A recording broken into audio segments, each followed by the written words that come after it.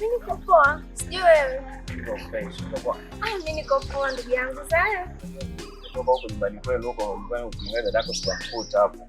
Sasa bora hapa nimekutana na wewe hapa. Unashida gani na dada yangu? Unajua mimi dada yako namkubali sana, nampenda sana yuko moyoni kwangu. Kwa hiyo nataka nimuoe, yani tufike mbali sana mimi na dada yako. Unajua dada yako namkubali sana. Nataka nimuoe dada yako. Wewe unamtaka dada yangu mimi? Unamjua tabia zake zikoje? Au umepaparika tu, umeshawishika, umemwangalia labda. Kwanza ukiniangalia mimi niangalie jinsi hivyo kwanza. Sikufai labda. Kwanza mimi ni mtoto 2000 afu nakufali. Dada yangu lijitu lizima leo utalipeleka wapi? Mimi ndo naendana na wewe. Sema fanya hivi, hilo wazo zuri sana. Hilo ni wazo zuri. Sasa fanya kitu kimoja.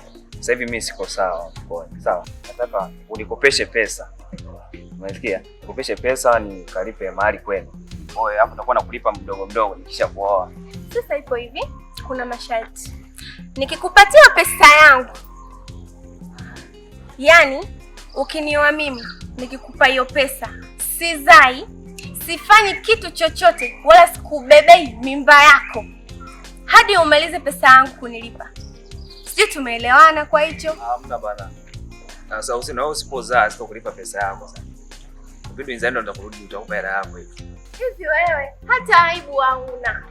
Pesa na kukupatia mimi. Mosheni yangu unaikataa. Endelea na huyo mshamba mwenzako, tena naomba unipishe hapa na tena mimi. Hata ile nyingine singekulipa, shogo tu kaone kenyewe kafu. Wewe bwana hata dada yako hamna lolote.